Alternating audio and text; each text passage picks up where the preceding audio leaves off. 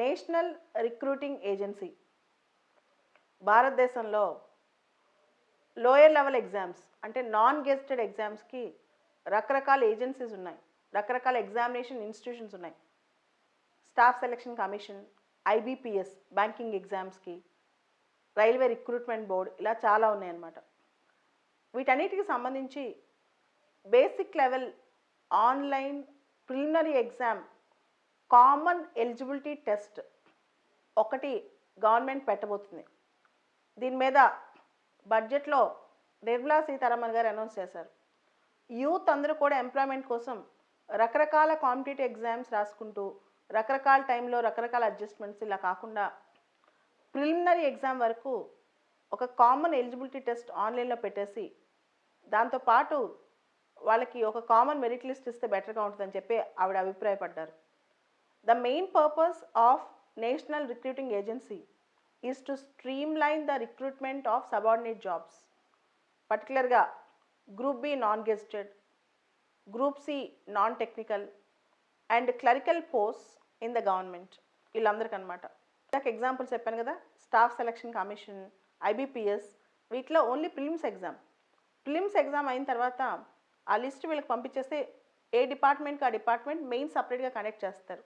గుర్తుపెట్టుకోండి, ఇదంతా యూపీఎస్సీ ఇలాంటి వాటికి అప్లై అవ్వదు. ఇవన్నీ గెస్టెడ్ ఆఫీసర్ టాప్ లెవెల్ పోస్టులు, వీటికి కాదు. It is up to group B level, that to group B non gazetted అనమాట. And it is propose to reduce the burden on SSC and IBPS. SSC IBPS మీద చాలా burden పడుతుంది. ఎందుకు ఈ burden అంటే, ఇప్పుడు మనం చూస్తే ఎగ్జామ్స్కి 10 లక్షలు 15 లక్షల మంది అప్లై చేస్తున్నారు.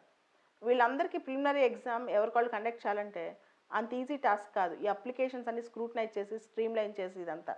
సో దీని కనుక ఒక కామన్ ఎగ్జామ్ పెడితే కొంత ఈజీ అవుతుందని. And national recruitment agency will work as a preliminary single window agency to short list qualifying candidates and forward the list to SSC and IBPS etcetera. So ఒకసారి వాళ్ళు preliminary exam పెట్టి candidates number short list చేసి ఎస్ఎస్సికి ఐబీపీఎస్కి వీళ్ళు పంపిస్తారనమాట. And వాళ్ళు main exam పెడతారు. It's a part of government efforts to attain minimum government maximum governance. అంటే తక్కువ ప్రొసీజర్స్తో ఎక్కువ గుడ్ గవర్నెన్స్ కోసం ఇది ఒక భాగం అనమాట. అండ్ ఇంతకుముందు మనకి లాస్ట్ ఇయర్ నుంచి ఒక పదం న్యూస్లో ఉంది, 2 years నుంచి, national testing agency. National testing ఏజెన్సీకి నేషనల్ రిక్రూట్మెంట్ ఏజెన్సీకి తేడా ఏంటి? నేషనల్ రిక్రూట్మెంట్ ఏజెన్సీ అనేది గవర్నమెంట్ జాబ్స్ది. టెస్టింగ్ అనేది ఈ జేఈఈ ఇలాంటి వాటికి ఇది అకాడమిక్ ఎగ్జామ్స్ కోసం, graduation entrance, post graduation entrance. National testing agencies వేరు, నేషనల్ రిక్రూట్మెంట్ ఏజెన్సీ వేరు. నేషనల్ టెస్టింగ్ ఏజెన్సీ అనేది academic exams, graduate exams, post graduate exams వాటి కోసం. National recruitment agency government jobs కోసం అనమాట. That is a major difference between testing agency and recruiting agency. So ఒకసారి national recruiting agency basics చూసుకుంటే, national recruiting agency will work as a independent agency. దీనిపైన ఎవరి ప్రభావం ఉండదు. That would be set up to conduct computer based common eligibility test for non government posts. And roles and రెస్పాన్సిబిలిటీస్లో చూసుకుంటే, government జాబ్స్కి facilitate చేయటం, better access, direct employment opportunities promote చేయటం, ఇదంతా అనమాట. అండ్ ఏ జాబ్స్ దీనిలో అంబిట్ ఆఫ్ ఎన్ఆర్ఐ టెస్టింగ్ కింద వస్తాయి, నేషనల్ రిక్రూటింగ్ ఏజెన్సీ కిందకి ఏ వస్తాయి?